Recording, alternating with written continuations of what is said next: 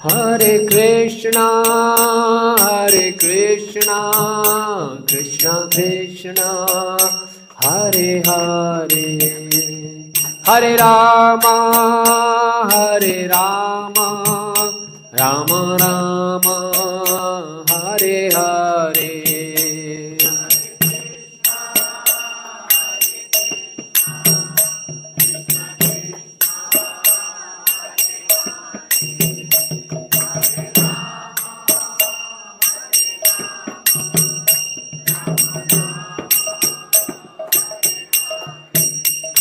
Hare Krishna, Krishna Krishna, Hare Hare, Hare Rama, Rama Rama, Hare Hare.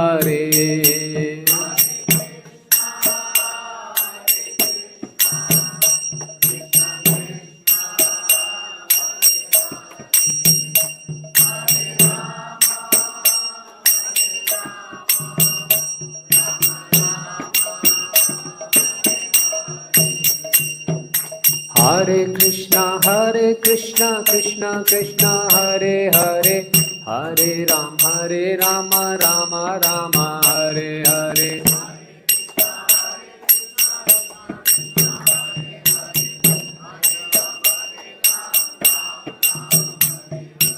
Hare Krishna, Krishna Krishna, Hare Hare, Hare Rama, Rama Rama, Hare Hare.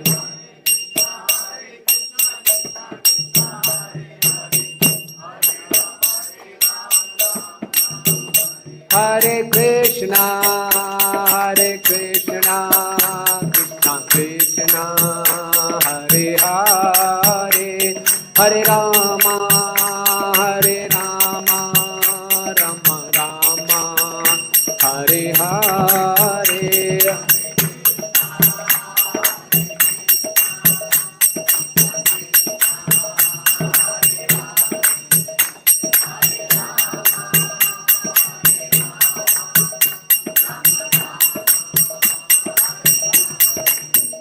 Jaya Prabhupada,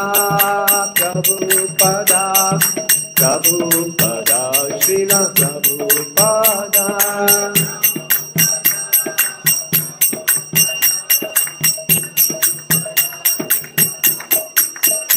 Nittai Gaur Hari Bol, Hari Bol, Hari Bol, Hari Bol.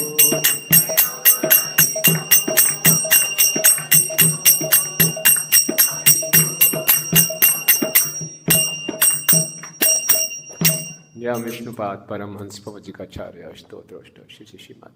His Divine Grace A.C. Bhaktivedanta Swami Srila Prabhupada ki, ISKCON founder Acharya Jagat Guru Sri with the whole world A.C. Bhaktivedanta Swami Srila Prabhupada ki. Jai Vishnupad Paramhans Pavajikacharya Stotroshta Shri Shrimad. His Divine Grace Srila Bhakti Siddhanta Sasi Thakur Maharaj Prabhupada ki, Anand Koti Vaishnav Bind ki, Namacharya Shri Haridas Thakur ki, Prem se kaho Shri Krishna Chaitanya Prabhu Nityananda Shri Advaita Gadadhar Shivasati Gaur Bhakta Bind ki, Shri Radha Shyam Sundar Lalita Vishakha Sakhi ji ki, Shri Krishna Balaram ki, Shri Gaur Nitai ki, Sarv Shaligram Shira ji ki, Giriraj Govardhan ki, Vrinda Devi Tulsi Maharani ki, Granth Raj Srimad Bhagavatam ki, Nitai Gaur Premanande. All glories to the assembled devotees, all glories to the assembled devotees, all glories to the assembled devotees, all glories to Shri Guru and Gauranga, all glories to Srila Prabhupada ki jai. Om Namo Bhagavate Vasudevaya.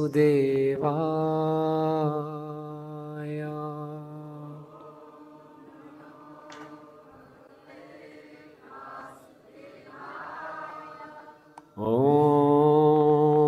Namo Bhagavate Vasudevaya.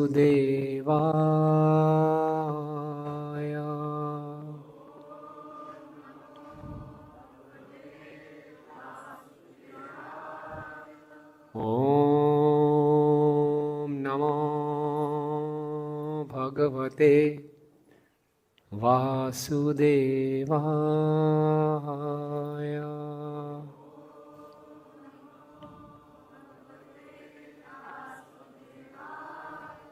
नारायणं नमस्कृत्यं नरं चैव नरोत्तमं देवीं सरस्वतीं व्यासं ततो जयम् उदीरयेत्।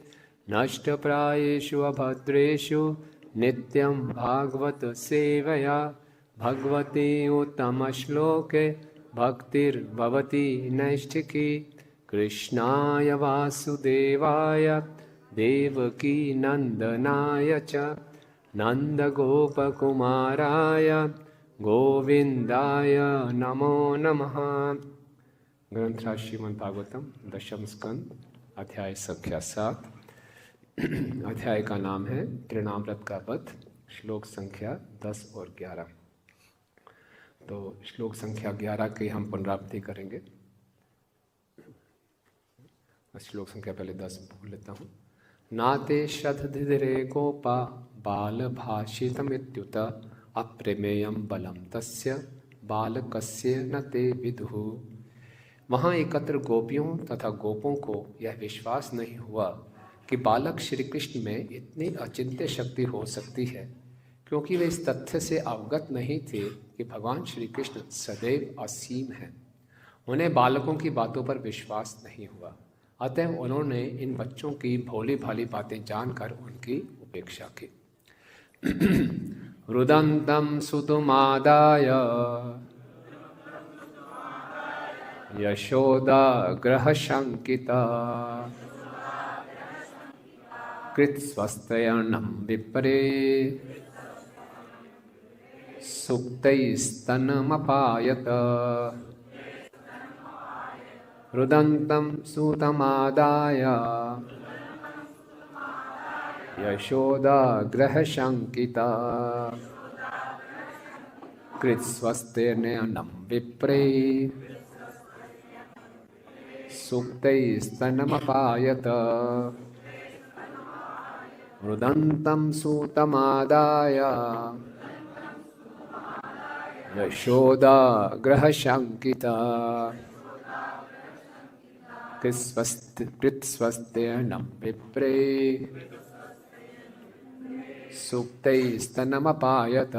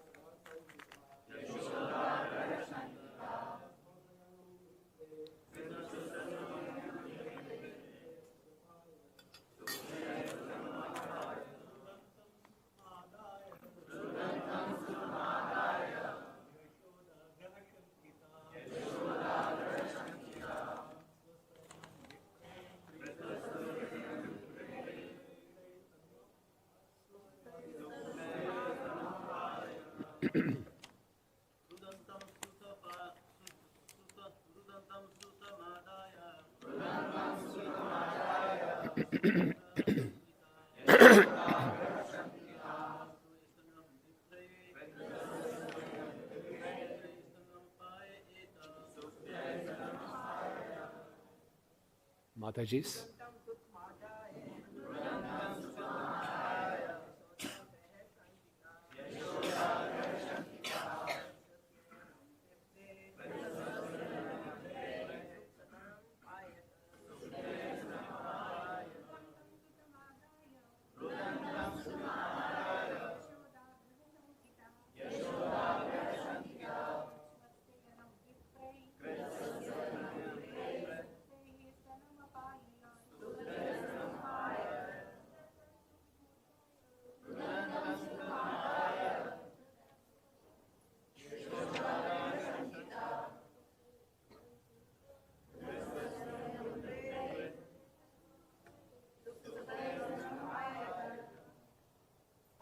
धन्यवाद। शब्दार्थ अनुवाद एवं तात्पर्य एसी भक्ति वेदांत स्वामी शिला प्रभुपाद जी की जय। रुदंतम रोता हुआ, सुतम पुत्र को, आदाय उठाकर, यशोदा माता यशोदा ने, ग्रह शंकिता बुरे ग्रह से भयभीत, कृत स्वस्त्ययनम तुरंत ही सौभाग्य के लिए अनुष्ठान किया, विप्रय सारे ब्राह्मणों को बुलाकर, सूक्तई वैदिक स्तुतियों द्वारा स्तनम अपना स्तन अपाययत बच्चे को पिलाया।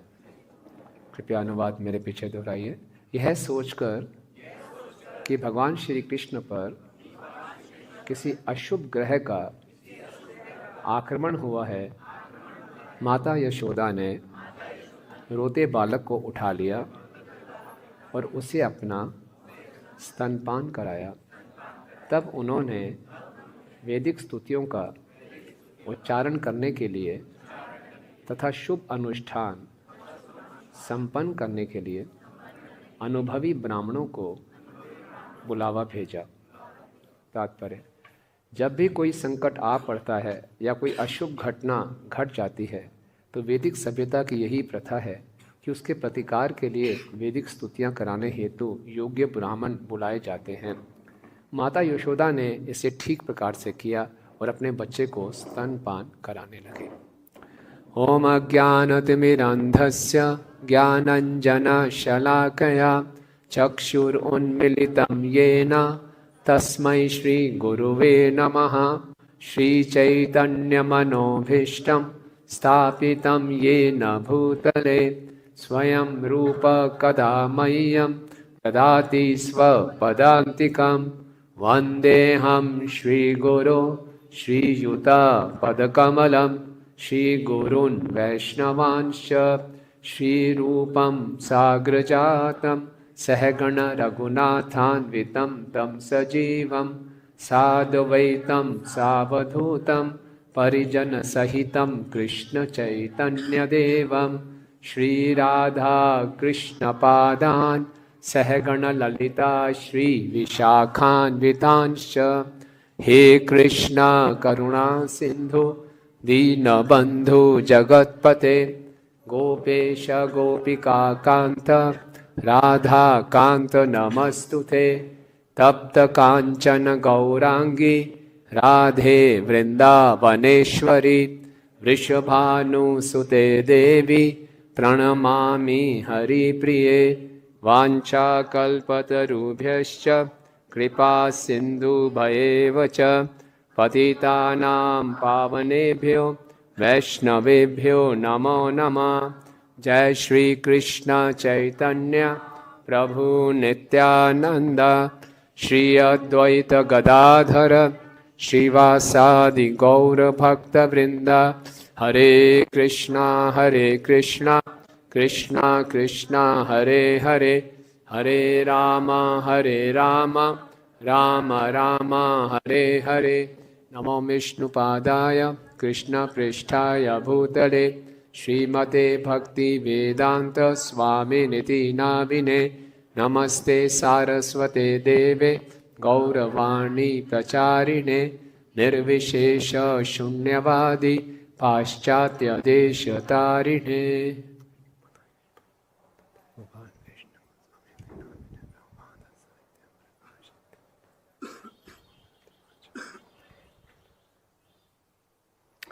हरे कृष्णा। आप सब भक्तों का हार्दिक स्वागत है और विशेष स्वागत परम पूजनीय भक्ति प्रेम स्वामी महाराज जी का। भक्ति प्रेम स्वामी महाराज जी की जय। और मेरा परम सौभाग्य है कि आज वृंदावन धाम में मुझे भागवतम के दशम स्कंद से ये कथा करने का अवसर प्राप्त हुआ। हम सब बहुत सौभाग्यशाली हैं। श्रील प्रभुपाद जी की कृपा से हमें प्रतिदिन श्रीमद् भागवतम का श्रवण कीर्तन करने का अवसर प्राप्त होता है। श्रीमद् भागवतम सभी वैदिक शास्त्रों का पका हुआ फल है। निगम कल्पत्रो गलितम फलम शुक मुखातमृत सव्यंतम। श्रीमद् भागवतम ना हमें केवल जीवन का लक्ष्य बताता है और इस जीवन के लक्ष्य को कैसे प्राप्त करना है उसका मार्गदर्शन भी करता है। और विशेषकर जो दशम स्कंद है, ये भागवतम के जो 10 विषय हैं, अतः सर्ग विसर्गश्च स्थानम पोषणम उतय मन मंत्र ईशानु के था निरोध मुक्ति आश्रय। तो भागवतम का दशम स्कंद है, ये 10वां विषय आश्रय है। हम सब जीवों के एक ही आश्रय है, परम पुरुषोत्तम भगवान श्री कृष्ण। और जो 9 विषय हैं भागवतम के, उनका मुख्य उद्देश्य ये है कि हम भगवान श्री कृष्ण के शरण ग्रहण कर सकें। और वृंदावन धाम में ही दशम स्कंद की चर्चा करना तो और महत्वपूर्ण हो जाता है। जिस स्थान पे लीला घटी है उसी स्थान पे चर्चा हो रही है तो लीला और मधुर हो जाती है। तो ये जो 7वां अध्याय है तृणाव्रत का वध, पिछले अध्याय में भगवान ने पूतना का वध किया था 6ठे अध्याय में। तो पूतना का वध करने के बाद सुखदेव गोस्वामी जी ने बोला कि जो कोई भी भगवान श्री कृष्ण द्वारा पूतना के मारे जाने के विषय में श्रद्धा तथा भक्तिपूर्वक श्रवण करता है और श्री कृष्ण की ऐसी बाल लीलाओं को सुनने में अपने आप को लगाता है तो निश्चय ही उसे आदि पुरुष रूप गोविंद के प्रति अनुरक्ति प्राप्त होती है। तो इस प्रकार से जब ये वर्णन किया तो परीक्षित महाराज सुन रहे हैं तो उनको थोड़ी चिंता हो गई, है ना। ये श्रुति फल बता रहे हैं, कहीं वाइंड अप तो नहीं कर रहे हैं। तो बोले नहीं नहीं ऐसा नहीं, थोड़ा और सुनाइए। तो भागवतम के 7वें स्कंद के प्रारंभ में पहले 2 श्लोकों में उन्होंने फिर से निवेदन किया कि ये न अवतारेण भगवान हरिरीश्वरा करोति कर्ण रण्याम रम्याणी मनोज्ञानी चाना प्रभो, की फिर से सुनाइए और भगवान की इन बाल लीलाओं की विशेषता बताई कि इन बाल लीलाओं को सुनने से हमारा भगवान के प्रति और आसक्ति बढ़ती है, मन और कानों को संतुष्टि मिलती है और भौतिक संसार से विरक्ति होती है, भक्तों में मित्रता प्राप्त होती है। तो उन्होंने फिर से अपनी लालसा प्रकट की कि आप और सुनाइए, है ना। तो श्रोता हो, ऐसा हमारे यहाँ अगर वक्ता वाइंड अप करने लगे तो श्रोता बोलते thank you very much, class time से पहले ख़त्म कर दी, बहुत बढ़िया क्लास। लेकिन यहाँ श्रोता कहते नहीं और आगे पढ़ाइए। और परीक्षित महाराज ने पिछले कई दिनों से कुछ खाया पिया नहीं था, सोए नहीं थे, तो ये उनके श्रवण की तीव्रता थी। तो फिर बताना शुरू किया परीक्षित महाराज को सुखदेव गोस्वामी ने कि जब भगवान 3 महीने के हुए तो करवट बदली, है ना। तो वैदिक शास्त्रों में, वैदिक संस्कृति में बच्चे के हर अवसर पे एक संस्कार होता था। संस्कार मनुष्य जीवन की विशेषता है। कोई भी महत्वपूर्ण उसका जो उसकी आयु में ऐसा महत्वपूर्ण क्षण आता है तो एक संस्कार किया जाता है। तो उसने करवट बदली, ये भी एक संस्कार था। तो उस संस्कार के लिए बड़ा उत्सव मनाया गया, अनुष्ठान किया गया। इससे पहले जो नंद उत्सव था उसमें जो मुख्य जिम्मेवारी थी वो नंद महाराज जी की थी, यशोदा मैया ने उनको सहयोग दिया था। लेकिन ये जो अनुष्ठान हो रहा था ये मातृ उत्सव था, माता जी लोग करती थी। इसमें जो आगे सबसे लीड लेने वाली थी वो यशोदा माता थी और नंद महाराज इत्यादि उनको सब पीछे से सपोर्ट कर रहे थे। तो यशोदा मैया बहुत व्यस्त थी। तो यशोदा मैया ने देखा कि अब कृष्ण थोड़ा सा विश्राम कर रहे हैं तो एक शक्ति के नीचे उनको लगा दिया और बहुत से अतिथि आए थे, उनसे मिलने जुलने यशोदा चली गई। और जब कृष्ण की निद्रा खुली तो जब बच्चों की नींद खुलती है तो भूख लगती है, तो देखा यशोदा है ही नहीं यहाँ पे। तो कृष्ण ने ध्यान आकर्षित करने का प्रयास किया। बच्चे ध्यान एक ही तरह से आकर्षित करते हैं, रोते हैं, रोए। लेकिन इतनी भीड़ भाड़ थी, इतना शोरगुल था, संगीत बज रहा था, मंत्रों का उच्चारण हो रहा था, यशोदा मैया सबसे मिलजुल रही थी, कृष्ण का रोना सुनाई नहीं दिया। तो भगवान बोलते हैं कोई बात नहीं, ध्यान आकर्षण करने के बहुत से तरीके। तो ऊपर शक्टा था, शक्टा पे बड़े बड़े बड़े बर्तन रखे थे। भगवान ने क्या किया, हाथ पैर हिलाने शुरू कर दिया, ऐसे छोटे बच्चे हिलाते हैं। और बहुत कोमल कोमल पाँव थे। आप सोचिए 3 महीने के बच्चे कितने पाँव होंगे, जैसे कि तमाल वृक्ष की पत्तियां होती हैं कोमल। थोड़ा सा छुआ, बस थोड़ा सा स्पर्श किया, और जैसे ही स्पर्श किया बहुत बड़ा धमाका हुआ, पूरा शक्टा उलट गया। और अब ध्यान आकर्षित हुआ, सब सारे गोपियां भाग के आए, क्या हो गया। और जब सामने आए तो कृष्ण आराम से वैसे ही रो रहे हैं, हाथ पैर हिला रहे हैं और आसपास बच्चे खड़े हैं। तो बोले क्या हुआ, क्या इसका कारण है। वो जानते नहीं जो सब कारणों के कारण हैं वो नीचे लेटे हुए हैं। वही तो कारण होंगे, तो नहीं मालूम नहीं कहाँ पे हैं। तो फिर बच्चों ने बताया, ये देखा इसने किया था, इसने थोड़ा सा पाँव छुआ था, ऐसे हुआ। इग्नोर करें, क्या है बालक ऐसे बात कर रहे हैं, ऐसा कैसे संभव है। नाते शतधिरे गोपा बालम भाषंत विद्युता, उनकी बातों में श्रद्धा ही नहीं रखी। बच्चे लोग हैं, छोटा सा बालक है, और इतना स्पर्श करते इतना बड़ा शक्टा कैसे उलट सकता है। अप्रमेयम बलम तस्य बालकस्य न ते विदु, वो नहीं जानते थे कि हालांकि ये छोटा सा बालक है लेकिन इसकी जो शक्ति है अपरमेयम है, असीमित शक्ति है। प्रभुपाद लिख रहे हैं कि भगवान हमेशा असीमित शक्ति वाले रहते हैं। यानी कि छोटे बालक हैं तो कम शक्ति होगी, बड़े हो गए तो थोड़ी सी मसल्स बढ़ गई तो फिर शक्ति बढ़ गई, ऐसा नहीं है। जब यमन लोग हम वृंदावन के विग्रहों पे आक्रमण कर रहे थे तो सारे विग्रहों को तो उन्होंने तोड़ दिया, मंदिरों को तोड़ दिया। ऐसा कहा जाता है कि राधा रमन जी को छोड़े, वो छोटे से विग्रह इतने शक्तिशाली नहीं होंगे, तो राधा रमन जी रह गए यहीं पे सौभाग्य से। तो भगवान हमेशा प्रकट होते ही भगवान है, उनको हमेशा उनके पास अपरमेय शक्तियाँ हैं। तो ये जो उसके बाद यशोदा मैया ने सोचा कि रुदंतम सूतम आदा है, भगवान अभी भी रो रहे हैं। और यशोदा ने सोचा ग्रह शंकिता, कुछ बुरे ग्रह लग गए हैं, तो क्या करना चाहिए। कृत स्वस्ति अयनम विप्रे, ब्राह्मणों को बुलाया कि स्वस्ति अयन करें, है ना। और सुक्ते स्तनम पायत, और अब बच्चे को क्या किया, स्तनपान कराया। तो जब रोता हुआ बच्चा स्तनपान कर ले, इसका मतलब सब कुछ ठीक है। अगर कुछ बुरे ग्रह होते तो कृष्ण स्तनपान ना करते। फिर भी यशोदा मैया ने ब्राह्मणों को बुलाया कि स्वस्ति वचन करें ताकि सब कुछ शुभ हो जाए। तो ये जो लीला है, इसमें जो शक्टासुर है, और हम देखते हैं भक्तिविनोद ठाकुर जी शक्टासुर को बताते हैं चैतन्य शिक्षामृत में कि ये प्रतिनिधित्व करता है कि हर जीव अपने ऊपर बहुत से बोझा लेके ढो रहा है। कौन सा बोझा लेके ढो रहा है, इस जीवन की बुरी आदतें और पुराने जीवन की बुरी आदतों का बोझा हम ढो रहे हैं। और बुरी आदतों के बोझे को ढोते हुए हम सब जानते हैं कि साधना करने में कितनी दिक्कत आती है, लेकिन वो आदतें इतनी गहरी हो जाती हैं, उसको छोड़ना बड़ा मुश्किल है। कुछ तो पुराने जीवन से आती हैं और कुछ इस कलयुग में नए जीवन में स्मार्टफोन एडिक्शन की आदत डाल देते हैं। बहुत बड़ी समस्या है। आज सभी भक्तों से बात करो, बोलो सबसे बड़ी समस्या क्या है, स्मार्टफोन एडिक्शन, है ना।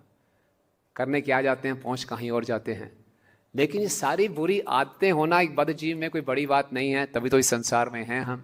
लेकिन उसको हम कैसे डील करते हैं, तो भगवान इस लीला से दिखा रहे हैं। भक्तिविनोद ठाकुर जी कह रहे हैं केवल कृष्ण के स्पर्श मात्र से, कोमल चरणों के स्पर्श मात्र से ही सारी की सारी जो बुरी आते हैं खत्म हो जाएंगी। हरि बोल, ये विश्वास होना चाहिए, है ना। एक बारी शिला प्रभुपाद जी के पास उनके दीक्षित भक्त आए, बड़े निराश थे। बोले प्रभुपाद जी बार बार मुझसे गलती हो रही है, नियम टूट रहा है, अब मैं भक्ति नहीं कर पाऊंगा। बार बार एक ही गलती हो रही है, पाप हो रहा है मुझसे। प्रभुपाद ने बोला इसका मतलब है तुम हरि नाम को ध्यानपूर्वक नहीं सुन रहे हो। अगर हम हरि नाम को ध्यानपूर्वक सुनेंगे, प्रार्थना करते हुए कृष्ण ने एक हमारे मन को स्पर्श कर लिया, निश्चित रूप से सारी की सारी बुरी आदतें चली जाएंगे। तभी तो हम यहाँ पर हैं। किसने सोचा था कि हम में से कोई 16 माला, मैं तो कभी जब आया था शुरू में सोचा भी नहीं था 16 माला का जप करेंगे। लोग अच्छे हैं, प्रसाद बढ़िया, कीर्तन अच्छा है, डीटीज अच्छे हैं, माला 16 माला टाइम नहीं है इतना हमारे पास। लेकिन भक्तों के संपर्क में आते हैं, श्रवण करते हैं, हरि नाम लेने का प्रयास करते हैं, केवल उसके आभास मात्र से ही कितनी बुरी आदतों को छुटकारा हो गया। अभी भी सूक्ष्म रूप में जो बुरी आदतें हैं उससे भी छुटकारा मिल जाएगा अगर हम कृष्ण का स्पर्श, हिज ग्रेस। भूरीजन प्रभु अपनी पुस्तक जपा में लिखते हैं कि एक बारी मन को स्पर्श करने दो हरि नाम को, हरि नाम अपना कमाल दिखा देगा, चमत्कार दिखाएगा। भगवान में बहुत शक्ति है, भगवान के नाम में। तो एक स्पर्श करने मात्र से बुरी आदतों से छुटकारा, सारा का सारा शक्टा पलट गया। और ये जो शक्टासुर था, ये पहले कौन था, गर्ग संहिता में कहता है कि ये उच्चक नाम का असुर था, हिरण्यक्ष का पुत्र था। इसका बहुत विशाल काय था और बहुत अहंकार था अपने विशाल काय का। तो ये लोमश ऋषि के आश्रम में जाके वहाँ उत्पाद मचाने लगा, पेड़ उखाड़ के फेंकने लगा उधर उधर। लोमश ऋषि ने आते उसको श्राप दिया, इतने बड़ा काय का, इतने शरीर का आपको अहंकार है, आपका शरीर चला जाए। तो उनका शरीर चला गया, हवा का शरीर बन गया। तो बड़े, आप सोचिए जिसको इतना अहंकार हो, इतने बड़े शरीर का, शरीर खत्म हो गया, तो बड़े उसको पश्चाताप हुआ। लोमश ऋषि से उन्होंने क्षमा मांगी। तो लोमश ऋषि ने बोला ठीक है, चाक्षुष मनवंतर के बाद जब व्यवस्वत मनवंतर आएगा उसमें भगवान श्री कृष्ण द्वापर युग में प्रकट होंगे, उनसे आपका उद्धार होगा। तो इस प्रकार से गर्ग संहिता वर्णन आता है कि जो उच्चक ऋषि असुर था उसका उद्धार हुआ और आध्यात्मिक जगत से एक सुंदर रथ आया, उसमें बैठ के वो आध्यात्मिक जगत में गया। तो भगवान में इतनी शक्ति है। लेकिन ये जो लीला है इस प्रकार की हम भागवत दशम स्कंद में पढ़ते हैं, इसके पीछे मुख्य उद्देश्य क्या है। जब हम ये श्रवण करते हैं, इसके पीछे मुख्य उद्देश्य ये है कि हमारे अंदर भी एक लालसा प्रकट हो, एक लौल्यम प्रकट हो कि हमें भी ब्रजवासी बनना है ना। International society for Krishna consciousness, अंतर्राष्ट्रीय कृष्ण भावनामृत संघ, इसका मुख्य उद्देश्य ये है कि हम सबको गोलोक धाम में जाना है कि नहीं। तो गोलोक धाम जाने के लिए यथारूप नहीं जाएंगे, अपने आप को ब्रजवासी बनाना पड़ेगा। ब्रजवासी की मानसिकता विकसित करनी पड़ेगी। अराध्य ब्रजेश तन्य तत्धाम वृंदावन रम्या क्वाचित उपासना भजवधु वर्गेन व कल्पिता। श्रीमद् भागवतम प्रमाण अमलम प्रेमोपमार्थो महान। महाप्रभु का यही मत है कि हमने आराधना करनी, हमारे आराध्य कौन है? ब्रजेंद्र नंदन कृष्ण, और साथ साथ में वृंदावन धाम भी हमारे लिए आराध्य है। कैसे आराधना करना है? रम्या क्वाचित उपासना व्रज वधु, जैसे कि व्रज की गोपियों ने किया। तो कैसे इस भाव को विकसित करेंगे, इस लालच को, इस लौल्यम को कैसे प्रकट करेंगे? ये हमारी साधना भक्ति का उद्देश्य होना चाहिए। कृष्ण भक्ति रस भाविता मति क्रीडियति कुतोपि लभ्यते। कहीं भी कृष्ण भक्ति प्राप्त होती है, रूप गोस्वामी जी कहते खरीद लो उसको। क्या कीमत देनी पड़ेगी? लौल्यम तत्रापि एकलम मूल्यम। उसका मूल्य क्या है? केवल लौल्यम। लौल्यम का मतलब है प्रगाढ़ लालच, प्रगाढ़ तीव्र लालच। जन्म कोटि सुकृति न लभ्यते, करोड़ों करोड़ों जन्म की सुकृतियों से ये लालच प्राप्त नहीं होगी। तो हम जो साधना करते हैं, हरि नाम का जप करते हैं, श्रवण करते हैं, कीर्तन करते हैं, प्रचार करते हैं, पुस्तक वितरण करते हैं, अर्च विग्रह की सेवा करते हैं, मैनेजमेंट करते हैं, जो कुछ भी करते हैं उसके पीछे उद्देश्य होना चाहिए ये लालच पड़े, हरि नाम के प्रति लालच पड़े, हरि कथा को सुनने की लालच पड़े। लालच क्या है? ये लौल्यम क्या है? लौल्यम है कि जब इन श्लोकों को हम सुनते हैं कि कृष्ण ने इतनी बड़ी लीला कर दी, फिर भी ब्रजवासी कह रहे नहीं नहीं नहीं, ये तो हमारा बेटा ही है, ये परम पुरुषोत्तम भगवान है ही नहीं, ये तो हमारा लल्ला है बस। जब 7 दिन तक भगवान ने गोवर्धन उठाया तो यशोदा मैया को बड़ी परेशानी होती, कृष्ण कमजोर है, कैसे उठा लेगा? और कृष्ण मुस्कुरा रहे हैं, सब लोग अपना छड़ी लगा के खड़े हैं, कृष्ण को थकावट ना हो, और छड़ी लगाते खुद थक गए वो, लेकिन भगवान वैसे ही खड़े। और जब 7वें दिन के बाद गोवर्धन रखा तो सबने गले लगाया, किसी ने माथा चूमा, किसी ने क्या बोला। बाद में फिर थोड़ा बहुत साक्षात्कार होने लगा, ये बालक नहीं है, कुछ अलग है। इष्ट गोष्ठी बुलाई गई, नंद बैठक में नंद महाराज से पूछा गया क्या बताया था गर्ग मुनि ने, सच सच बताओ, ये बालक साधारण नहीं हो सकता, कुछ ना कुछ गड़बड़ है। कैसे गड़बड़ है? ये बालक है मेरा, जब भी बिजली चौंकती है भाग के मेरे पास आया था, डर जाता है।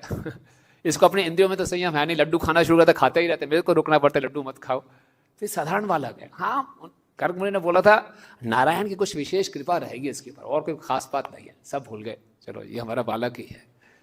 तो जब हम ऐसी लीलाएं सुनते हैं तो हमारे अंदर भी एक उत्सुकता होनी चाहिए कि हमें भी ऐसा भाव विकसित करना है। तो इसको बोलते हैं लौल्यम, कि हमारे अंदर एक ऐसी लालच आ जाए कि मेरे अंदर भी व्रजवासियों जैसी भक्ति हो जाए। कितने भक्त लोग चाहते हैं ऐसी लालच? हरि वो, यही जीवन का लक्ष्य है। लालच तो हमें किसी ना किसी चीज़ की होती है। भगवद गीता में भगवान बोलते हैं काम क्रोध लोभ नरक के 3 द्वार हैं, है ना। तो इस संसार में सांसारिक वस्तुओं की लोभ रखेंगे तो हमें क्या ले जाएगा? नरक की ओर। लेकिन आध्यात्मिक लोभ रखेंगे तो आध्यात्मिक लोभ है गोलोक धाम का द्वार, भौतिक लोभ है नरक का द्वार, और आध्यात्मिक लोभ है गोलोक धाम का द्वार। तो इस भौतिक लोभ को आध्यात्मिक लोभ में बदलना है, यही हमारी साधना भक्ति है। उपनिषद में बताया गया है जो इस संसार का लोभ है, इस संसार में हर जीव खुश रहना चाहता है, आनंद की प्राप्ति चाहता है, और तरह तरह के प्रयास कर रहा है। वो सारे प्रयास ऐसे ही हैं कि अपनी प्यास को बुझाने के लिए समुद्र का पानी पी रहा है। समुद्र का पानी पीते रहेंगे, प्यास बुझेगी नहीं, प्यास और बढ़ेगी, और प्यास बढ़ते बढ़ते अंत वो अपना शरीर छोड़ देगा, फिर अगला जन्म लेगा। ये संसार है ना। इस संसार दुखालय है। जितना मर्जी हम प्रयास कर लें, हमें कहीं ना कहीं विश्वास बैठा हुआ है, कहीं ना कहीं सुख छुपा हुआ है, वो सुख नहीं प्राप्त होगा। तो उस लोभ को बदलना है आध्यात्मिक लोभ में। तो लोभ कैसे वो प्राप्त होगा? आध्यात्मिक लोभ कैसे प्राप्त होगा? वो लौल्यम कैसे मिलेगा? श्रवणम से, है ना। ये भागवतम का मुख्य विषय ही यही है। वैद्यम वास्तवम अत्र वस्तु शिवदम तापत्रय अनुमूलनम।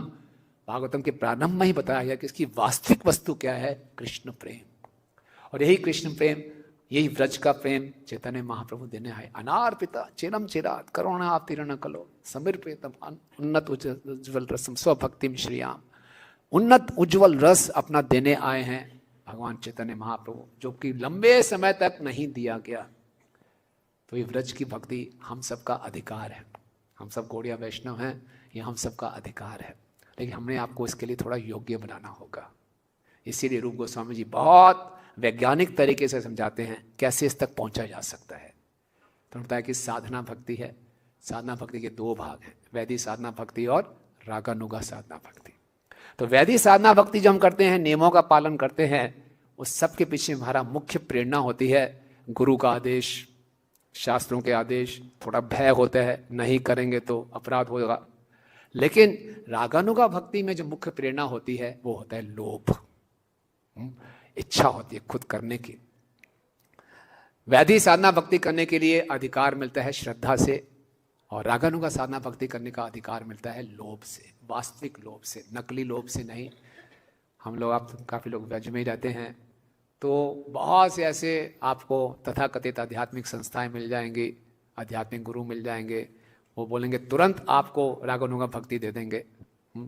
इतना सस्ता नहीं है, उसके लिए वास्तविक लोभ हृदय में प्रकट करना पड़ेगा, है ना। वो सहिजिया हमें नहीं बनना, लेकिन हम सब इसको प्राप्त कर सकते हैं, ये हमारा अधिकार है। इसीलिए ये संस्था बनाई गई है, इसीलिए प्रभुपाद जी ने इतने सुंदर तात्पर्य हमें दिए हैं। तो इसलिए जो ही हम भागवतम पढ़ते हैं, सुनते हैं, इस उद्देश्य को याद रखना चाहिए कि मेरी लालच बढ़ रही है कि नहीं, मेरा आध्यात्मिक लोभ बढ़ रहा है कि नहीं बढ़ रहा। नहीं बढ़ रहा तो मेरी साधना में कुछ कमी है, मेरे मनोवृत्ति में कुछ कमी है, मेरे एटीट्यूड में कुछ गड़बड़ है, उसको ठीक करना है ताकि ये लोभ आए। अन्यथा क्या फ़ायदा, इतना कुछ करते रहेंगे और हम देखते हैं कई वर्षों के बाद ही हम बोलते हैं जी वही भौतिक आकर्षण है, वही भौतिक लोभ बने हुए हैं। इसका मतलब कुछ ना कुछ साधना भक्ति में हमारी गड़बड़ है। श्री राजीव गोस्वामी जी गोपाल चंपू के प्रारंभ में अपने आप को एक साधक के रूप में प्रस्तुत करते हैं। वो बोलते हैं मैं जब भी ये कथाएं सुनता हूँ तो मेरे को कोई रुचि नहीं आती। भगवान ने पूतना का वध कर दिया, त्रिरामत को ही मार दिया, उठा लिया, गोवर्धन उठा लिया, आगे बढ़ो और क्या बात, मुझे क्या फर्क पड़ता है हो गया।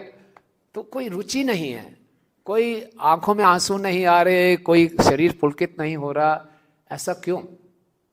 ऐसा इसलिए क्योंकि हृदय बहुत काम वासनाओं से भरा पड़ा है, भौतिक इच्छाओं से भरा पड़ा है, ओवरलोडेड है। तो हृदय बहुत कठोर है। जितने हम स्वार्थी होंगे उतना हमारा हृदय कठोर होगा। स्वार्थी व्यक्ति का हृदय तभी पिघलता है जब उसकी तारीफ की जाए, उसकी प्रशंसा किया तो उसकी आंखों में आंसू आ जाएंगे, कितना उसका हृदय पिघल जाएगा। भगवान का गुणगान सुन के उसके हृदय में कुछ नहीं होता, अपना गुणगान सुनने की उसकी इच्छा रहती है। तो देखिए हम सब इस संसार में हैं, इसका मतलब स्वार्थी ही हैं, अपने आप से बहुत प्रेम है, कृष्ण से प्रेम नहीं है। तो कृष्ण का गुणगान सुनने पर भी हृदय पर परिवर्तन नहीं होता। नहीं, इसका औषधि क्या है? यही औषधि है, बार बार सुनते रहे। कैसे सुने? परीक्षित महाराज सिखाते हैं कैसे सुने। भागवतम के दूसरे स्कंद के 8वें अध्याय का 4था श्लोक है, श्रृणोताम श्रद्धया नित्यम गृहतश्च स्वचेष्टितम काले नाति धीरे न भगवान विशते हृदय। श्रवण करना है श्रद्धा से। क्या श्रद्धा होनी चाहिए हमारे में?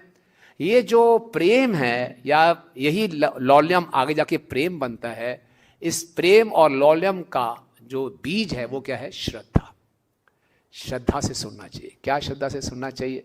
हम जानते हैं भागवतम के प्रारंभ में ही नैमिषारण्य में ऋषियों ने सूत गोस्वामी से प्रश्न पूछा कि सभी शास्त्रों का सार क्या है, कलयुग के लोगों का उद्धार कैसे हो सकता है, उनके पास समय बहुत कम है। तो उन्होंने क्या बताया था? स वै पुंसा परो धर्मो यथा भक्ति अधोक्षजे अहेतु की अप्रतिहता यात्मा सुप्रसिद्ध थी। अगर कोई जीव अहेतु की अप्रतिहता भक्ति करेगा, जीवात्मा सुप्रसिद्ध थी, तब उसको पूर्ण रूप से संतुष्टि प्राप्त होगी। तो ये श्रद्धा कि अगर मैं कृष्ण भक्ति में जुड़ता हूं बिना किसी स्वार्थ के और लगातार बिना रुके, इसी से मुझे आनंद प्राप्त होगा और कोई आनंद का सोर्स नहीं है, इसी से मुझे आनंद प्राप्त होगा। अभी नहीं हो रहा, लेकिन यही असली तरीका है आनंद पाने का, तो करना है। तो जीव गोस्वामी जी बताते हैं, जब वो साधक बार बार सुनता है तो उसको लगता है ब्रजवासी कितने आनंद में हैं, मुझे भी ऐसा आनंद चाहिए। ऐसा आनंद को क्यों मिल रहा है? क्योंकि वो कृष्ण से बहुत प्रेम करते हैं, कृष्ण के लिए कुछ भी करने को तैयार हैं। हाँ, मुझे भी ऐसी स्थिति में आना है तो मुझे आनंद प्राप्त होगा। तो फिर उसके अंदर वो लौल्यम प्रकट होता है। लेकिन पहले ये श्रद्धा होनी चाहिए कि यस, कृष्ण की अहेतु की अप्रतिहता भक्ति ही मुझे असली संतुष्टि, असली आनंद दे सकती है। और उसके ऊपर मैं सुनता रहूं। शृण्वताम श्रद्धया। कब कब सुनना है? महीने में एक बार ही नहीं, हफ्ते में एक बार नहीं, नित्यम भागवत सेवया। लगातार सुनते रहें। इतना सुने कि बस प्रभुपाद जी कहते हैं सफिशिएंटली एंड प्रॉपरली, खूब सुने और अच्छे ढंग से सुने, तब जाके हमारा जो भौतिक जो इन रोग है वो दूर होगा। तो श्रमताम श्रद्धा नित्यम, उसके बाद क्या करना है, ग्रहणतश्च स्वचेष्टिताम, उसको ग्रहण करना है। स्वचेष्टिताम, उसके लिए प्रयास करने पड़ेंगे। किस चीज के लिए प्रयास करना पड़ता है? ग्रहण करने के लिए प्रयास किस चीज के लिए करना पड़ता है?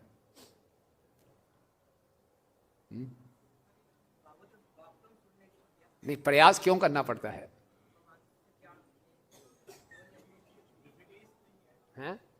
टेस्ट नहीं है। जब तक स्वाभाविक रुचि नहीं होगी तो प्रयास करना पड़ता है। इसलिए ज्यादा कक्षा लंबी हो तो ठीक नहीं लगती।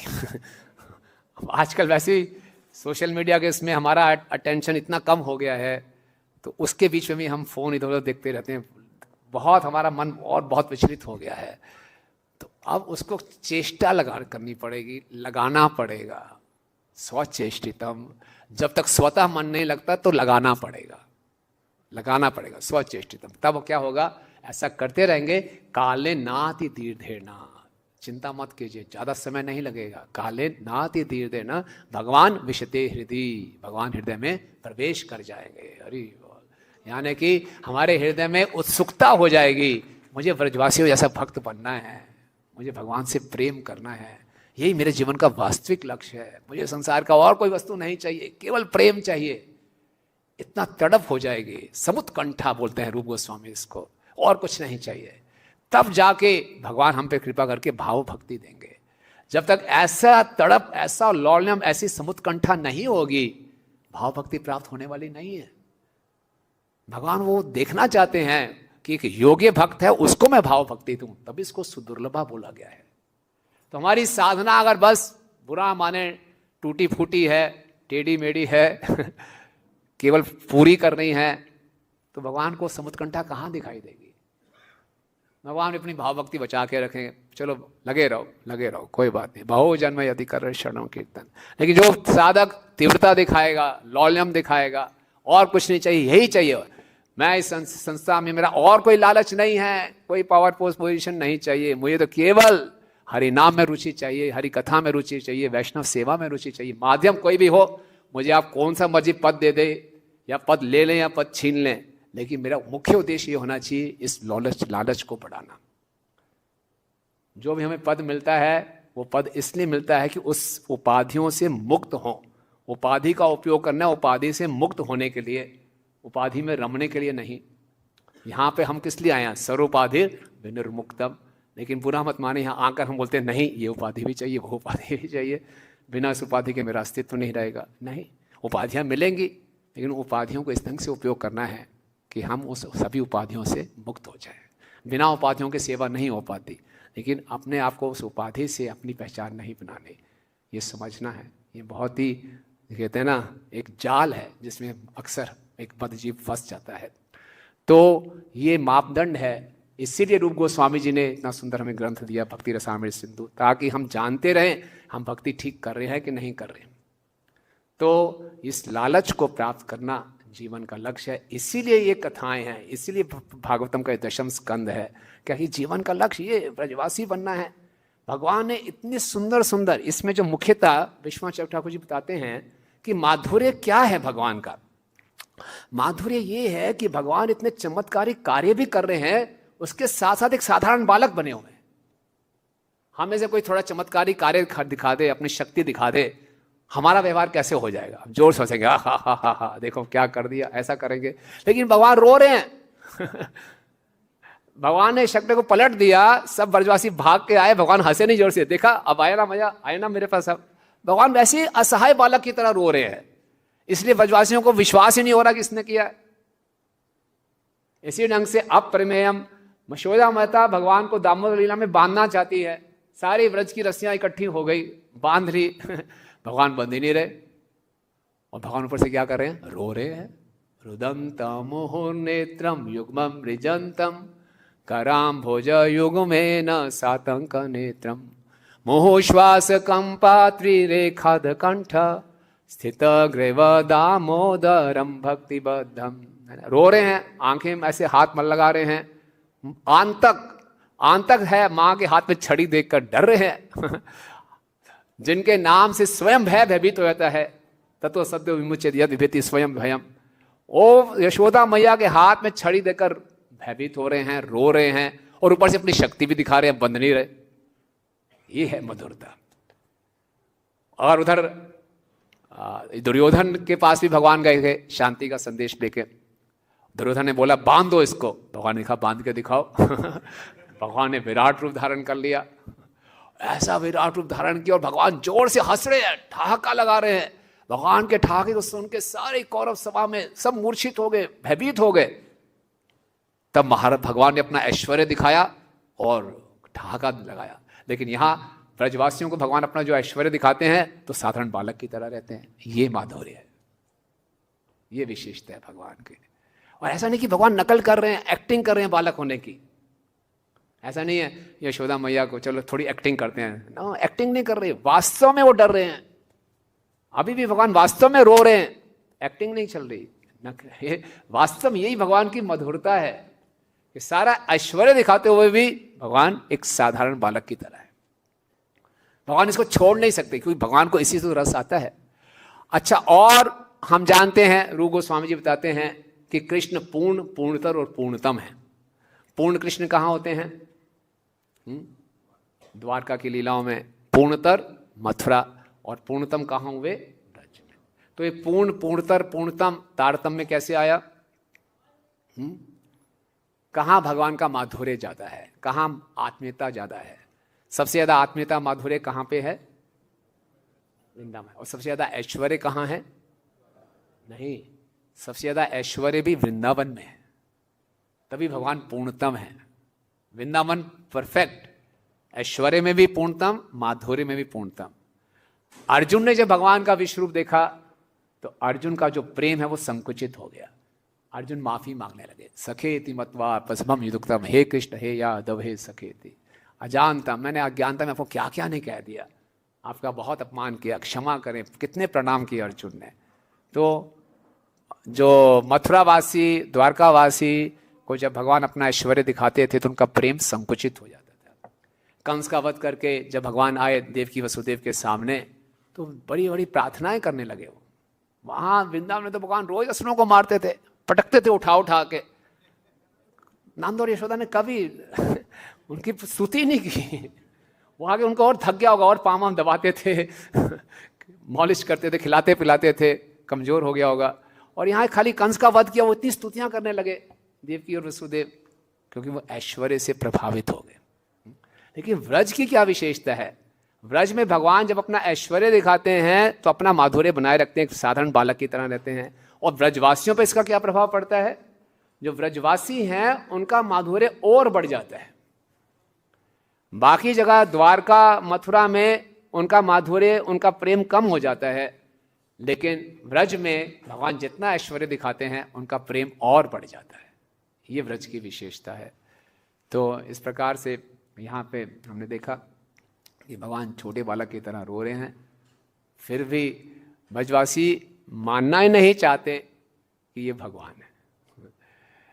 तो आचार्य बताते हैं कि ऐसा नहीं कि ब्रजवासी जानते नहीं है ये भगवान है, वो जानते हैं, लेकिन उनका प्रेम इतना प्रगाढ़ है वो ज्ञान को ढक देता है। भगवान की योग माया उनको ढक देती है ज्ञान को, और यही भगवान के इससे लीला का संपादन होता है। इसी से भगवान को रस का आस्वादन होता है, और ब्रजवासी भी रस का आस्वादन करते हैं। हमारे जो प्रयोजन आचार्य हैं रघुनाथ दास गोस्वामी, उन्होंने एक ग्रंथ लिखा मना शिक्षा। उसका जो 11वें श्लोक में वो लिखते हैं कि किस भगवान कृष्ण की हमने पूजा करनी है। कहते हैं स्मर विवश व्रजे साक्षात सेवा लभन। वो अपना बता रहे हैं कि मुझे सेवा प्राप्त हो व्रज में। और कैसे व्रज में साक्षात सेवा किसकी प्राप्त हो? स्मर विवश, जो कि काम से पीड़ित है। ऐसे कृष्ण जो कि परम शक्तिमान हैं, लेकिन अपने भक्तों के प्रेम के सामने जो कमजोर पड़ गए हैं, ऐसे भगवान हमारे इष्ट देव हैं। ये है हमारे गौड़िया वैष्णव सिद्धांत। शक्तिशाली भगवान हमें नहीं चाहिए, कमजोर भगवान चाहिए। इंग्लिश में कहते हैं वनरेबल, जो अपने भक्त के प्रेम के सामने कमजोर पड़ जाएं। ऐसे जो कृष्ण हैं वो हमारे इष्ट हैं। वो हमारा प्रयोजन है, उनकी हमने पूजा करनी है। तो ये बहुत सुंदर अवसर है, दशम स्कंद चल रहा है, तो हम जो श्लोक पढ़ेंगे, लीलाएं पढ़ेंगे, इसको ध्यान से इस पर मनन करें, इसका आश्रय ग्रहण करते हुए, ताकि हमारे हृदय में ये लालच उत्पन्न हो। क्यों नहीं शुरू शुरू में हमारे को इतना हो सकता है रुचि उत्पन्न ना हो, लेकिन लगे रहें। रूप गोस्वामी जी उपदेशामृत के 7वें श्लोक में क्या बताते हैं? क्या है वो? स्यात् कृष्णाम चरिताजितापि विद्या पितोत्पत्तस्य रसिकान रोचिकानो किंतु आदरात अनुदीनम खलु स एव जुष्टा। क्या प्रतिदिन क्या करें? आदरात अनुदीनम। अनुदीनम मतलब लगातार हर दिन आदर पूर्वक इसको ग्रहण करते रहें। फिर क्या होगा? तद्गद स्वादात क्रमति भवति तद्गद मूल हंत्री, कि धीरे धीरे स्वाद आ जाएगा और ये हमारा जो रोग है पीलिया का, अविद्या का, वो जड़ से खत्म हो जाएगा। इसीलिए श्रील प्रभुपाद जी ने इस भागवतम नित्यम भागवत सेवा का हमें अवसर दिया है, और इसीलिए भक्तों का संग है, इसलिए हरिनाम है, और ये पूरी साधना है। इस साधना को इस दृष्टिकोण से करना है, प्रयोजन को लक्ष्य में रखते हुए साधना करेंगे तो साधना में आनंद आएगा, उत्साह बना रहेगा। प्रयोजन को भूल जाएंगे और साधना को एक मैकेनिकल ढंग से करेंगे तो साधना बहुत बड़ा बोझा लगता है, उसको किसी ढंग से निपटाने के उत्तर होता है। तो इसीलिए ये भागवतम है। ठीक है, तो मैं यहीं पे विराम दूंगा। कोई और चर्चा? परम पूजनीय भक्ति प्रेम स्वामी महाराज कुछ टिप्पणी देना चाहें या करेक्शन, कुछ कहिए महाराज। और किसी का कोई प्रश्न? साक्षी गोपाल प्रभु जी भी हमें देख नहीं पाया। साक्षी गोपाल प्रभु जी, आप कुछ कहना चाहें?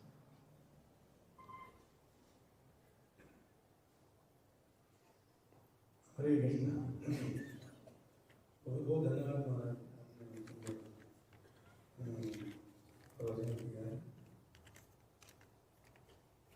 मैं तो आज आपकी पहली कथा सुनने के लिए आया, संन्यास के बाद आपकी पहली कथा मैंने सोचा थोड़ा घूमने आ जाते हैं। धन्यवाद।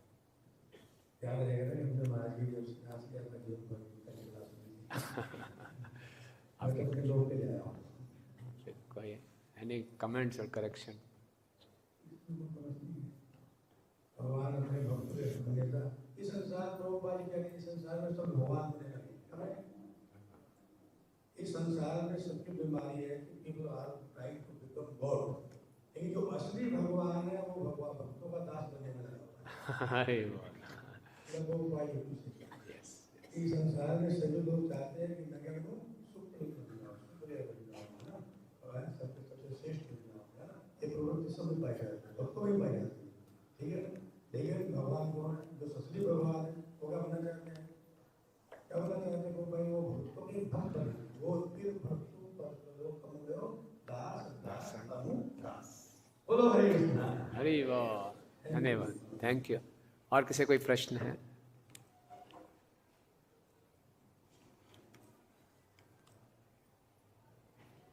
हरे कृष्ण महाराज। महाराज जी, आपने क्लास के आरंभ में ये जो श्लोक है श्रीमद् भागवत प्रमाण गम्य कार्य, तो क्या इसके लिए आपने हमें जैन गोपी भाव को ग्रहण करना चाहिए? गोपी भाव में गोपियों ने तो प्रभाव की काम भाव से जो है वर्षी, जो अन्य रस है जैसे दास्य, सख्य और वात्सल्य, क्या इससे भगवान को पाना संभव नहीं है? क्या यही परफेक्शन है कि माधुर्य रस? नहीं नहीं, ऐसी बात नहीं है। चैतन्य महाप्रभु चारों भाव देने आए हैं, दास्य हो, साख्य हो, वात्सल्य हो, माधुर्य हो। तो अभी हमें नहीं मालूम हम किस भाव में स्थित हैं, तो अभी हम अच्छे ढंग से साधना करें, और जब आसक्ति की स्थिति पर आएंगे तो थोड़ा हमें कुछ इंडिकेशन मिलेगा, और भाव की स्थिति में आगे हम अपने स्वरूप को जान पाएंगे। तो किसी भी भाव में किया जा सकता है। महाप्रभु के पार्षदों में हम देखते हैं कि अलग अलग भाव में भक्त थे, लेकिन मुख्यतः जो महाप्रभु का विशेष उपहार है वो ये मंजरी भाव है कि वो देने आए हैं। लेकिन अगर कोई भक्त का स्वरूप है और कुछ और भाव में जाना चाहता है तो वैसे कोई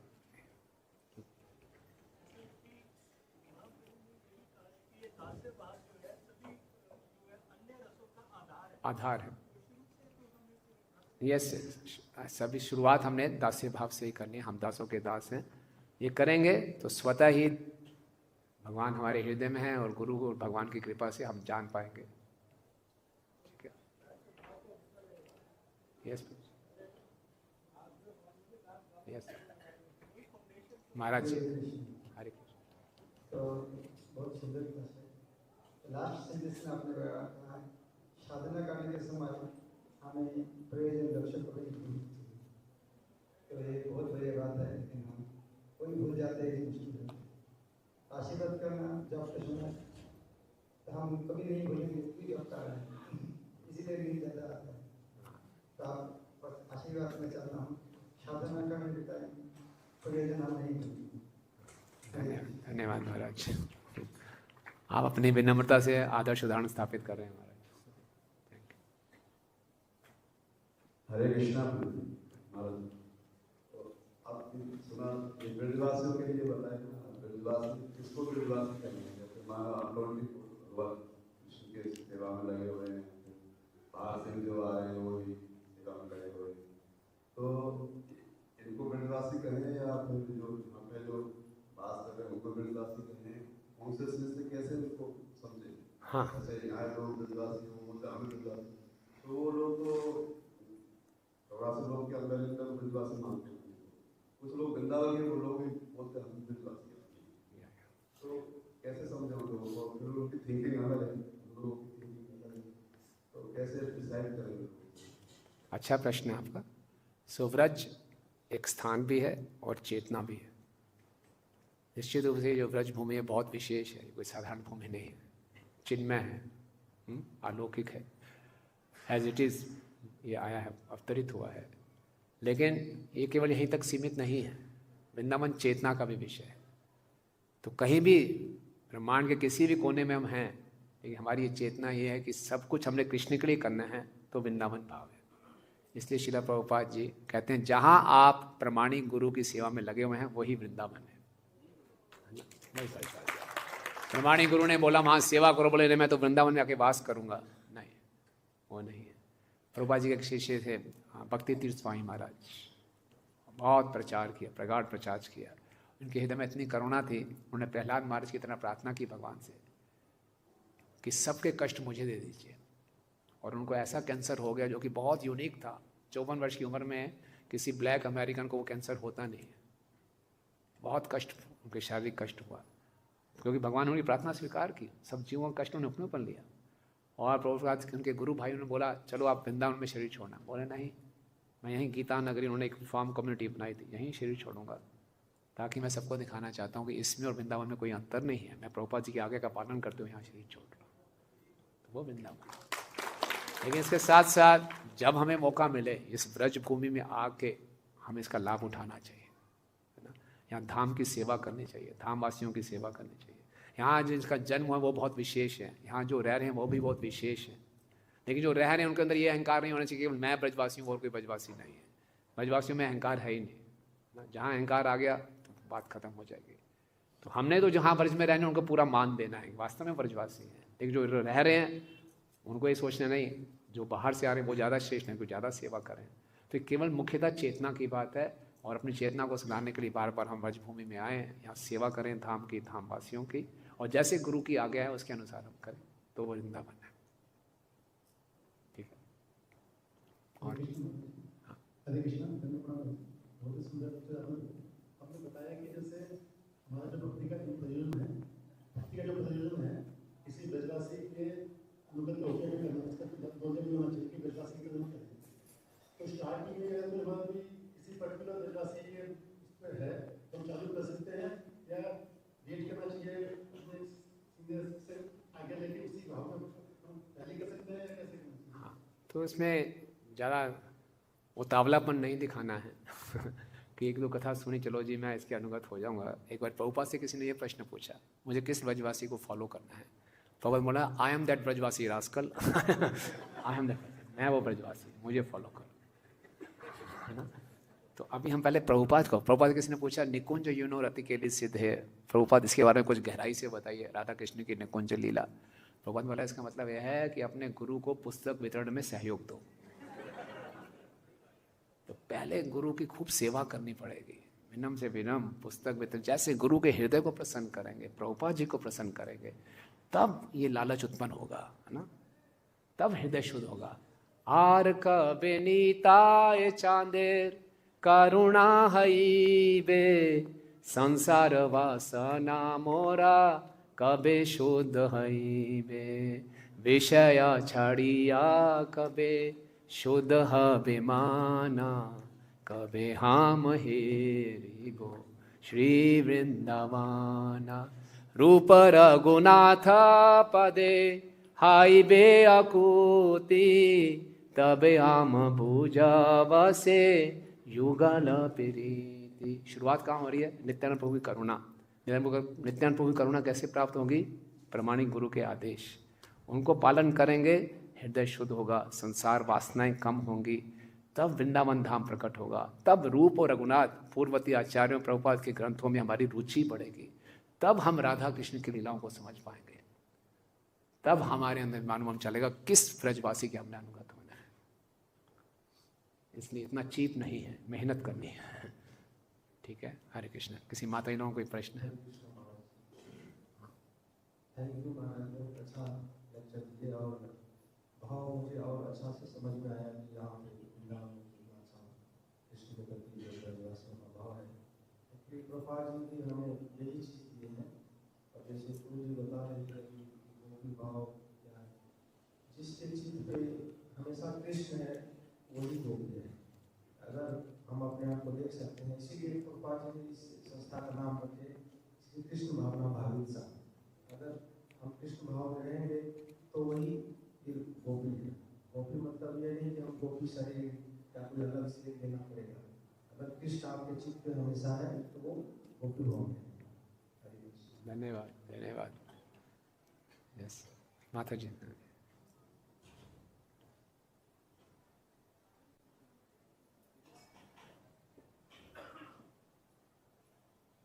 बहुत बहुत धन्यवाद महाराज जी, बहुत अच्छा समझ में आया।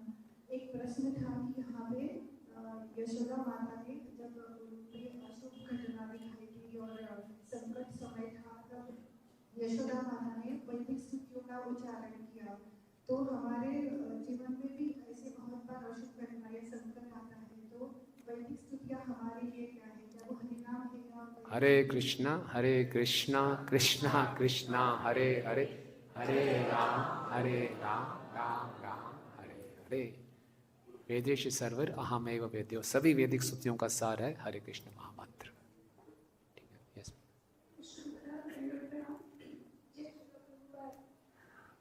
मेरा क्वेश्चन ये है कि आपने बोला कि भगवान स्वयं रो रहे हैं, तो ये वास्तविकता है, वो नाटक नहीं है।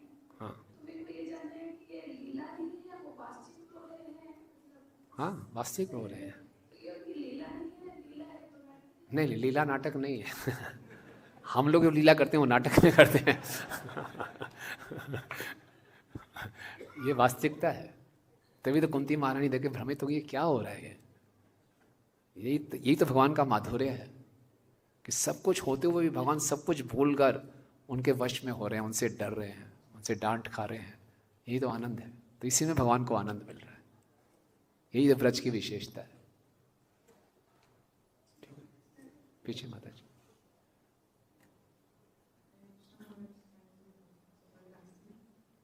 मेरा क्वेश्चन था, आपने डेजिग्नेशन के ऊपर बात की, तो अपनी डेजिग्नेशन से बहुत अटैच हो जाता है क्योंकि इसमें पूजा का प्रतिष्ठा वगैरह आता है। हमारा व्हाट इफ अगर हमारे पास कोई छोटी सी सेवा है और उसमें अपनी डेजिग्नेशन से अटैच है, लेकिन अपनी सेवा से बहुत अटैच हो जाते हैं, मतलब मैं ही करूँगी और किसी और को ना करने दूँ, तो उसको हमारा वो लॉले में आएगा कि या फिर देखो ऐसा लौल्यम ना हो कि दूसरे को सेवा ही ना मिले। यहाँ पे हमारा लौल्य इतना प्रगाढ़ हो हनुमान जी की तरह, है ना। हनुमान जी ऐसी सेवा करते, किसी को मौका नहीं मिलता था, लेकिन कोई गलत भावना नहीं थी उनके अंदर। तो हमारे सेवा का भाव ऐसा होना चाहिए कि सबको सेवा मिले, ठीक है ना।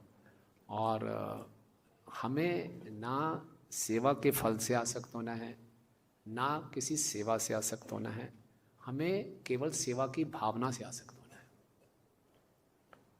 कोई भी सेवा मिल जाए वो करेंगे, ये नहीं खाली यही सेवा करूँगा ना। कोई भी सेवा। हनुमान जी रामायण के हीरो हैं, और महाभारत में क्या खा रहे हैं, खाली चिल्ला रहे हैं बस। उन्होंने भगवान कृष्ण को ये नहीं बोला मेरा ट्रैक रिकॉर्ड देखो, पहले मेरी परफॉर्मेंस देखो, मैन ऑफ द मैच था मैं रामायण का और यहाँ मुझे क्या सेवा दे रहे हो, चिल्लाने की सेवा दे रहे हो। बहुत गलत बात है, ये तो पॉलिटिक्स है ये गलत बात है। जो सेवा मिल गई उसको स्वीकार किया और अपने पूरा किया, भगवान इसी में खुश हैं। तो जो हमें वरिष्ठ अधिकारी देते हैं सेवा, उसको करें। अपनी हम पसंद बता सकते हैं कि ऐसा करना चाहेंगे, लेकिन समय की आवश्यकता, ये सेवा करनी है वो करें।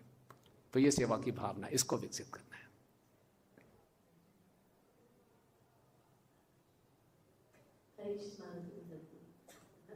अभी कल जैसे हम महाप्रसाद जब देते हैं तो हम बेसिकली ऐसे हाथ आगे करते हैं, तो जैसे आगे हाथ करेंगे तो रवि बोले अगर हमने आप पीता है तो वो कृपा है, अगर आप लेने जाओगे ऐसे से तो वो इच्छा है। तो क्या इसमें अंतर क्या है? कृपा की इच्छा रखनी चाहिए कृपा की भी इच्छा नहीं रखेंगे तो फायदा क्या हाँ, और क्या, कृपा की तो, कृपा पे तो निर्भर है, कृपा भी नहीं चाहिए तो फिर क्या करेंगे ठीक है, तो यहीं पर रुके, प्रसादों का समय। ठीक है, चलो लास्ट प्रश्न।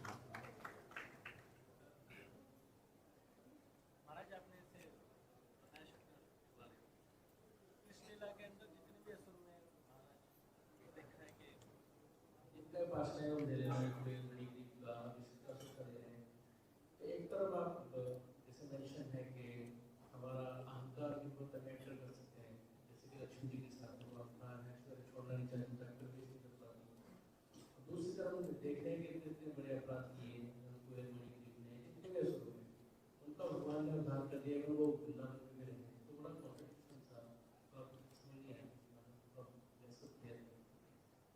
हाँ, तो ये भगवान की विशेषता है, यही वृंदावन धाम की विशेषता है। और जितने भी मुनिवर श्राप देते थे असुरों को, उनके अंदर शक्ति थी कि बोल सकते थे कि ब्रज में आपको भगवान आने वाले हैं, उद्धार करेंगे। और ऐसा नहीं है कि जो उनका उद्धार होता था तो सबके सब ब्रज में वो रहे, जैसे नल कुबेर मणिग्रीव वापिस फिर कहाँ गए, वो अपने उन्होंने स्थिति को प्राप्त किया, लेकिन ब्रज में रहे, भगवान की लीलाओं के दर्शन किए। ये विशेष साधु कृपा कही जा सकती, नारद मुनि जी की विशेष कृपा थी, उनको प्राप्त हुआ। बाकी लोमश ऋषि ने यहाँ उत्कर्ष को बोला कि आपको भगवान आके आपका उद्धार करेंगे, तो उसके बाद वो आध्यात्मिक जगत में गया, केवल कृष्ण के हेतु की कृपा। हाँ, लक्ष्मी प्रेयसी हैं, लेकिन जो साइंस है वो लगेगी जब तक अपना ऐश्वर्य भाव बना के रखेंगे, ब्रज में प्रवेश नहीं मिलेगा।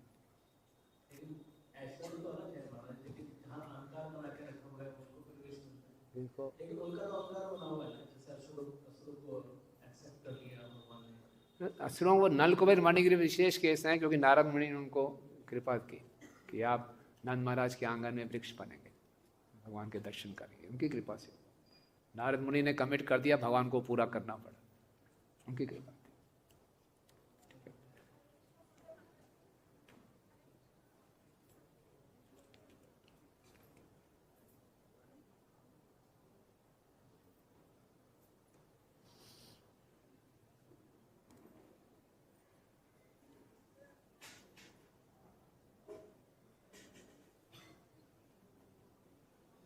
हरे कृष्ण गुरुदेव महाराज जी, आपके चरण कमल में कोटि कोटि वंदन करते हैं। बहुत सुंदर लेक्चर गुरुदेव महाराज जी। गुरुदेव महाराज जी, हमें साधना भक्ति का प्रवेश है, साधना भक्ति से हम भाव भक्ति में कैसे परिवर्तन ला सकते हैं, कैसे आगे बढ़ सकते हैं भाव भक्ति में, थोड़ा मार्गदर्शन कीजिए। जैसे बताया हमने अपने प्रवचन में कि साधना भक्ति को बहुत आसक्ति के साथ करना होगा, तीव्रता के साथ करना होगा। जैसे तीव्रता से हमारा हृदय शुद्ध होगा तो हम वैधि से रागुनाग भक्ति की तरफ बढ़ेंगे, और रागुनाग भक्ति जब करेंगे, रुचि की अवस्था में हमारे अंदर भगवान के प्रति कुछ भावनाएं जागृत होनी शुरू होंगी, फिर आसक्ति होगी, उसके बाद भाव भक्ति आएगी। भाव भक्ति भगवान तभी प्रदान करेंगे जब हमारे जीवन का एक ही लक्ष्य हो जाएगा, पूरे आसक्त हो जाएंगे कि केवल कृष्ण को प्रसन्न करना है, अपनी कोई प्रसन्नता नहीं चाहिए, केवल कृष्ण की प्रसन्नता चाहिए।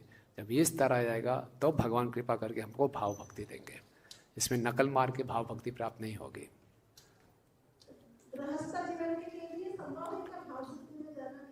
सबके लिए संभव है ना। भक्ति आश्रम पे निर्भर नहीं है, भक्ति हर जीव का अधिकार है, उसकी स्वाभाविक स्थिति है।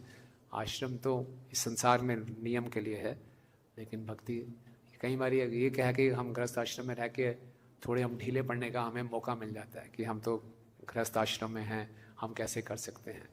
ऐसा नहीं, आत्मा के ऊपर स्टैंप नहीं लगी हुई गृहस्थ ब्रह्मचारी से। आत्मा के ऊपर एक ही स्टैंप है, कृष्णदास, बस वो हमारा स्वरूप है। तो हम कृष्ण के दास हैं, चाहे किसी भी आश्रम में। जो आश्रम हमें सुविधा दे अच्छी सेवा करने को, उस आश्रम को पूरा लाभ उठाएं बस। तो ये बहाना नहीं चलेगा। मुश्किल है, गृहस्थ आश्रम में आज में मुश्किल है, लेकिन ब्रह्मचारी आश्रम में बहुत मुश्किल है, आसान नहीं है। कलयुग में हर आश्रम मुश्किल है।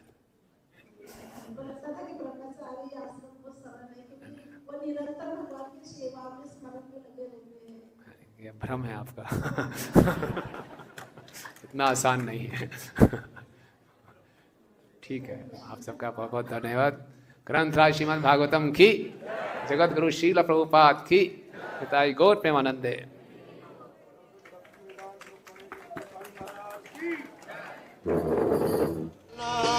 Hare Krishna, Krishna Krishna